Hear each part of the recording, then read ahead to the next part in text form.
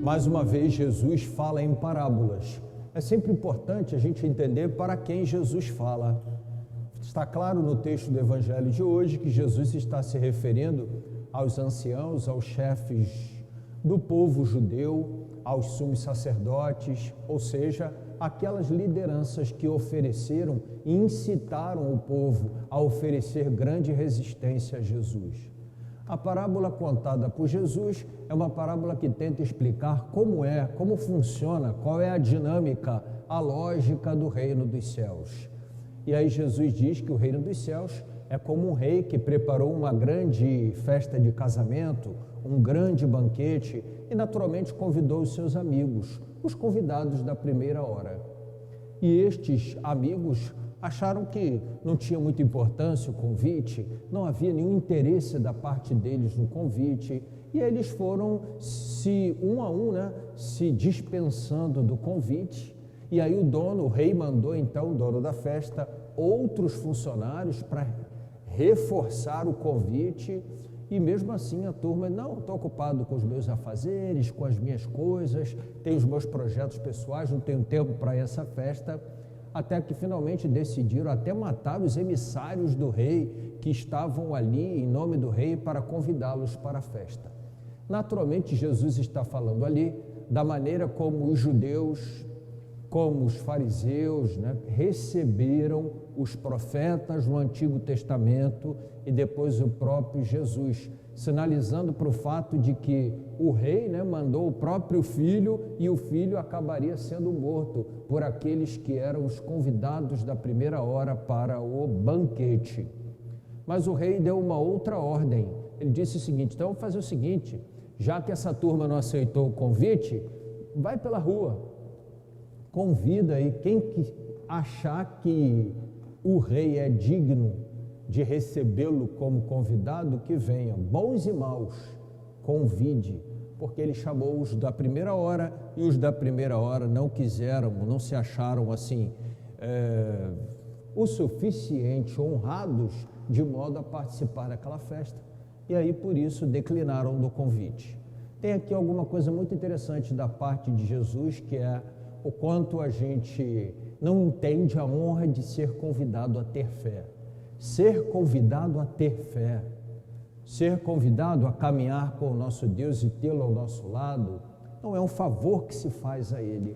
Às vezes nós pensamos no nosso compromisso ou na nossa estrutura de vida espiritual como um favor que fazemos ao nosso Deus quando aceitamos o convite e participamos de alguma coisa ou buscamos a espiritualidade. É o contrário, é uma honra. Ele está te dando esse privilégio, Ele está te oferecendo essa graça. Ser convidado e dizer sim e comparecer à festa, ter uma vida espiritual, aproximar-se da fé, e não apenas dos momentos em que a gente precisa do socorro da fé e a gente vai lá muito mais para se servir do que propriamente para servir, é uma honra e a gente deve se sentir por isso honrado. Na primeira leitura, o profeta Ezequiel pede do povo de Deus exatamente um comportamento desse tipo, Esse povo que o Senhor encontrou abandonado no deserto, trouxe para perto dele, ofereceu dignidade, fez daquele povo uma grande nação, e quando eles sentiram que tinha uma segurança do ponto de vista humano, uma estabilidade do ponto de vista financeiro, econômico e político, suficientes para caminhar sozinhos, então eles meio que disseram para o nosso Deus, toma o seu rumo, não precisamos mais de você, tomaremos o nosso, só que lá na frente precisaram, Porque longe do nosso Deus é o que acontece, a gente acaba se perdendo um pouco no sentido de rumo, de direção.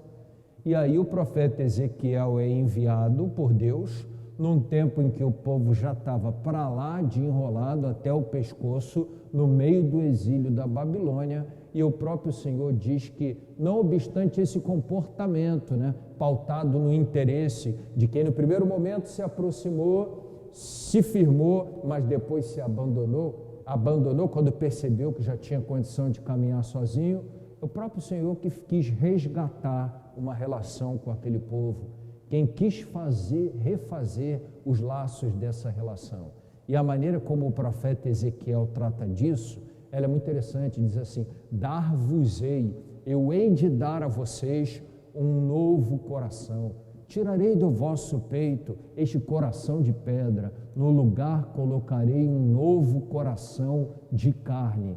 A ideia aqui é de uma mudança que comece no íntimo, que aquela experiência de se aproximar, se servir, depois abandonar, julgando não mais necessitar, voltar a precisar e perceber que o próprio Senhor é que veio ao encontro, não obstante ali o próprio pedido de socorro, mas sem obrigação nenhuma, ele veio ao encontro para refazer a aliança. É um sinal bonito do tamanho do amor do nosso Deus e do quanto ele pede uma mudança que seja definitiva em nós.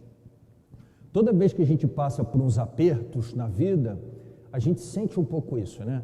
Uma necessidade de uma aproximação de Deus, sobretudo quando a gente sente que não tem mais braço, que não tem mais perna, que não tem mais saldo bancário, que não tem mais coragem, que não tem. Então a gente usa o nosso Deus como último recurso.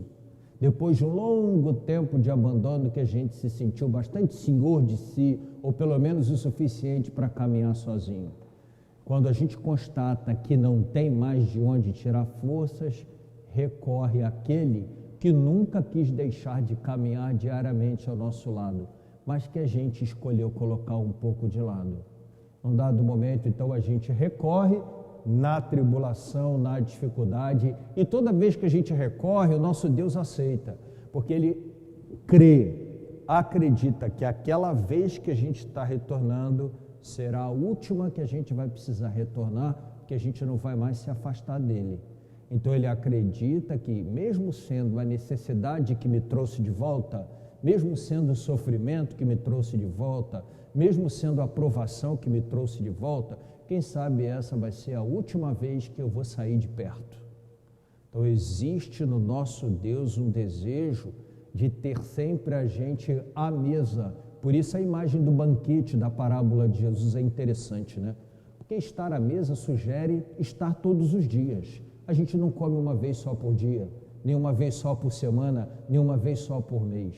A gente come pelo menos 2, 3 ou mais vezes por dia, dependendo do costume de cada família, à mesa. Isso significa que na imagem do banquete está sugerida uma imagem de um desejo de dividir conosco a vida, e não apenas de ser uma espécie de pronto-socorro. Quando a gente sente que não tem mais condição de resolver sozinho, recorre a Ele. Esta não é a relação sugerida pelo nosso Deus, nem no Evangelho e tampouco na primeira leitura. Na primeira leitura é novo coração, um coração disposto a caminhar com Ele. E no Evangelho é o Deus do banquete, que senta conosco para tomar refeições, que sugere que está sempre, todos os dias, ao nosso lado. Vamos pedir ao Senhor que nos permita, assim, com esta palavra, entender que há uma qualidade na relação com o nosso Deus sugerida no texto de hoje, ou nos textos de hoje, e que há uma mudança sugerida dessa qualidade, né? Que não seja pautada tanto pelo interesse quanto pelo desejo de ter perto, de coração para coração, de coração transformado por Deus, que arranca do nosso peito um coração com um estilo e coloca no lugar um outro com outro estilo. E o estilo novo desse coração é de quem deseja caminhar ali junto, ao lado, de mãos dadas, na comunhão com o nosso Deus. Desejo a todos, então, que essa noite nos permita uma reflexão nesse sentido, da avaliação da qualidade da relação, de nossa relação com o nosso Deus. Vamos acompanhar com alegria a nossa procissão, o canto das ofertas. Você pode acompanhar também aí de casa. Nós disponibilizamos na página, né, 2 formas da gente, neste período difícil, colaborar com as necessidades materiais, financeiras, mantendo o funcionamento da nossa comunidade, que é através do PicPay ou da transferência bancária. Vamos com alegria acompanhar o nosso canto das ofertas.